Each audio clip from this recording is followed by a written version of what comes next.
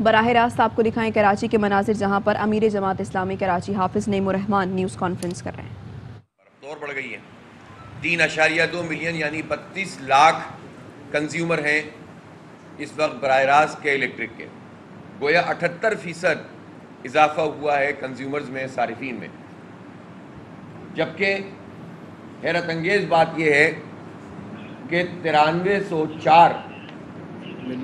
Million units develop کرتے تھے، generate کرتے تھے اس وقت جب کہ یہ سی تھا سرکار کا، اور اس وقت محض 10,938 ملین یونٹ جنریٹ کرتے ہیں، گویا صرف 17% پیداواری صلاحیت کا اضافہ کیا ہے۔ 78% صارفین میں اضافہ ہو گیا اور پیداواری صلاحیت میں اضافہ 17% ہو گیا، جبکہ اس وقت یہ طے ہوا تھا کہ 3 سال میں 2008 تک یا 9 تک ان کو 1300 میگا واٹ کا اضافہ کرنا تھا۔ گویا 1300 میگا واٹ کا مطلب یہ تھا کہ اس وقت ہماری کیپیسٹی یا اس وقت جو یونٹ جنریٹ ہوتے تھے اس کے مقابلے میں تو 3-4 سال میں ان کو تقریباً 70-80% یونٹ بڑھانے تھے، لیکن صارفین بڑھ گئے،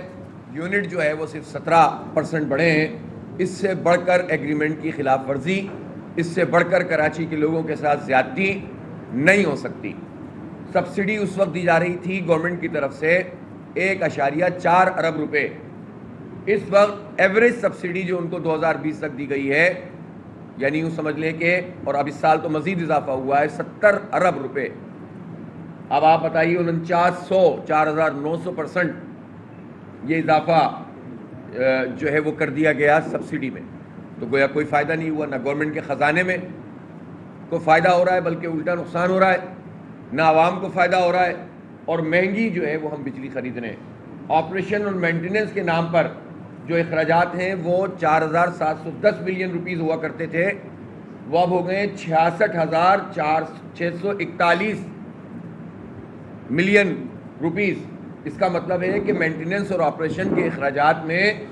انہوں نے 1300% اضافہ کر دیا، آپ اندازہ لگائیے، اور ریونیو ان کا 600% بڑھ گیا۔ گویا ریونیو یہ کما رہے ہیں، سبسڈی ان کو مل رہی ہے، پیداواری صلاحیت یہ نہیں بڑھا رہے، سسٹم میں انہوں نے انویسٹمنٹ نہیں کی، لوٹ مار کا بازار گرم ہے، اور ساری حکومتیں ان کی سہولت کار بنی ہوئی ہیں اور ساری جماعتیں ان کی سہولت کار بنی ہوئی ہیں۔ آپ مجھے بتائیں کہ جس بنیاد کے اوپر یہ پرائیویٹائز کیا گیا تھا اس میں سے تو ایک بھی پوری نہیں ہوئی، بلکہ اور عذاب میں مبتلا کر دیا ہے۔ اس وقت یہ کہا گیا کہ یہ اس لیے ہم پرائیویٹائز کر رہے ہیں، حالانکہ اس وقت جماعت اسلامی ریکارڈ پر ہے،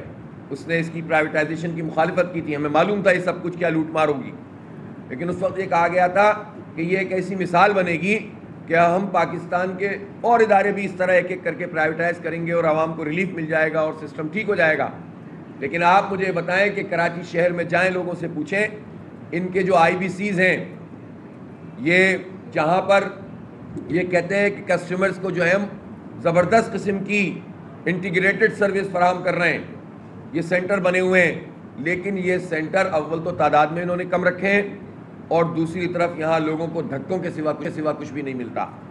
زبردستی بل بھیج دیتے ہیں۔ اب آپ اس کو چلے جائیں ختم کرانے کے لیے، کوئی سننے کے لیے تیار نہیں ہے۔ کراچی میں 32 لاکھ صارفین کے لیے تو 100 اسکوائر گز بھی نہیں ہے۔ ایک آفس بنا ہوا ہے نیپرا کا، اور نیپرا تو ویسے ہی کہ الیکٹرک کے ساتھ ملا ہوا ادارہ ہے، اس کی سرپرستی کرنے والا ادارہ ہے۔ چیئرمین نیپرا کہتے تو ہیں کہ کراچی کے لوگوں کو مہنگی ترین بجلی فراہم کی جا رہی ہے، جبکہ آپ نے تو وعدہ کیا تھا ہم سستی ترین بجلی دیں گے، لیکن چیئرمین نیپرا سے میں سوال کرتا ہوں کہ وہ اقدام کیا کرتے ہیں؟ وہ تو ان کے سہولت کار ہیں، وہ کمنٹس تو کر دیتے ہیں جب ہیئرنگ ہوتی ہے، جب ان کے سامنے اعداد و شمار پیش کرتے ہیں کہ کیا الیکٹرک بہت زیادتی کر رہا ہے۔ اور جب ہم نے یہ نشاندہی کی ایک نشست میں خود اس میں شریک تھا، عمران شاہد صاحب شریک تھے ہمارے، اور ہم نے جب یہ کہا کہ بھائی اتنے سارے کیسز ان کے خلاف ہیں اور یہ چلے جاتے ہیں ہائی کورٹ میں، یہ نیپرا اور گورنمنٹ کا کام ہے کہ وہ فالو اپ کرے اور ان کیسز میں جو ہے وہ اسٹے ختم کروائے، تو انہوں نے کہا یہ بالکل ہونا چاہیے۔ ہم نے کہا کہ ہم آپ کی مدد کرنے کے لیے تیار ہیں، ہم نے پہلے بھی جو ہے وہ آپ کو کہا تھا آپ آئیے ہمیں، تو انہوں نے یہ وعدہ کیا تھا کہ عید کے فوراً بعد، یہ رمضان میں ہوئی تھی ہیئرنگ، عید کے فوراً بعد نیپرا کی ایک ٹیم آئے گی جو آپ سے ملاقات کرے گی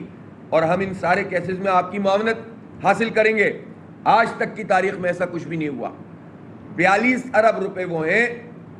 جو کلا بیک قیمت میں کہ الیکٹرک کے ذمے ہیں وہ کراچی کے شہریوں کو لوٹائے. ایک پائی بھی نہیں دی انہوں نے.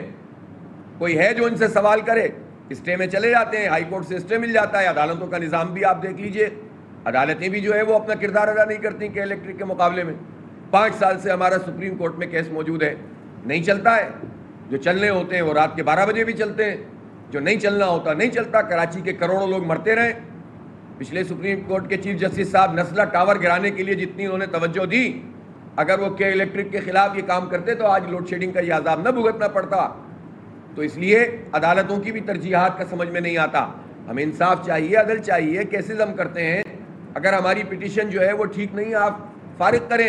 لیکن جب ہماری جینوئن گراؤنڈز پر ہم جب عدالت میں گئے ہیں تو اس کو کیوں نہیں سنا جاتا؟ وہ پھر ججوں کے چیمبر میں بیٹھ کر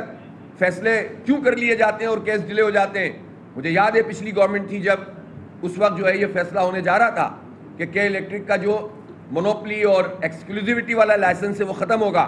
لیکن بعد میں یہ سارے اسد عمر صاحب, رزاق داؤد صاحب اور جتنی حکومتی مشنری تھی وہ چیمبر میں پہنچے ان کے, اور چیمبر میں بیٹھ کر انہوں نے کہا کہ نہیں صاحب یہ کام نہیں کریں, اس سے یہ ہو جائے گا اور وہ ہو جائے گا, اور ٹائیں فش ہو گیا. گویا کس ادارے پر اعتماد کریں کراچی کے لوگ؟ سب مل کر جو ہے وہ کراچی کے لوگوں کے ساتھ یہ سلوک کرتے ہیں اور کوئی پوچھنے والا نہیں ہے. ایک خرم دستگیر صاحب ہیں, ان کے پورا میں ان کی فیملی بیک گراؤنڈ میں تو نہیں جاتا, جنہوں نے ہمیشہ کراچی دشمنی کی ہے, میں اس موضوع پہ نہیں جاتا شخصیات پر, لیکن خرم دستگیر صاحب بڑے آرام سے فرما دیتے ہیں کہ ہم ملک بھر میں جو ہے وہ لوڈ شیڈنگ ختم کر رہے ہیں, ملک بھر میں یہ کر رہے ہیں, اور کراچی میں لوگ بل بلاتے ہیں تو وہ کراچی کا تذکرہ بھی نہیں کرتے ہیں, وہ اس کو پاکستان کا حصہ بھی نہیں سمجھتے ہیں. ٹیکس لینے کے لیے کراچی ہے, 1.5 ٹریلین روپیز ٹیکس دیا ہے ہم نے, وہ نہیں لینا ہم سے, پھر وہ نہ لیں. وہ اس طرح کے جو چارجز لگاتے ہیں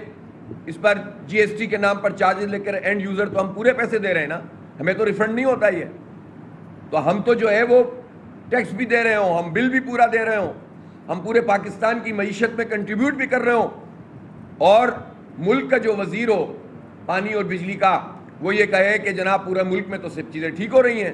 بھائی ملک میں بھی آپ کیا کر رہے ہیں وہ ہمیں معلوم ہے, لیکن کراچی میں آپ کے الیکٹرک مافیا کو سپورٹ کر رہے ہیں, اور یہ کام یہ نون لیگ بھی کر رہی ہے, پی ٹی آئی نے بھی کیا, اس سے پہلے پیپلز پارٹی نے کیا, قاف لیگ نے کیا, اور ان ساری پارٹیوں کی اتحادی ایک پارٹی ہے ایم کیو ایم, جس نے پورے شہر پہ کنٹرول ہونے کے باوجود ہماری قومی اثاثہ بیچنے میں مدد کی, اس مافیا کو پنپنے میں مدد دی, اس کا پورا ساتھ دیا, مل کر کھایا کراچی کے لوگوں کو. اور ایم کیو ایم کے ذمے یہ ایک ایسی چیز ہے جس کا اس کو کراچی کے لوگوں کو جواب دینا پڑے گا.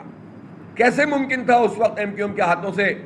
اس کی موجودگی میں جس کی مرضی کے بغیر پتہ نہیں ہلتا تھا شہر میں, یہ ادارہ بک بھی گیا, مافیا کا کنٹرول بھی ہو گیا, عوام پر اوور بلنگ کے بوجھ لا دے گئے, کوئی پرفارمنس نہیں تھی, اور یہ ساری حکومتوں میں شامل رہے, ابھی بھی نہیں بات کر رہے اس کے اوپر.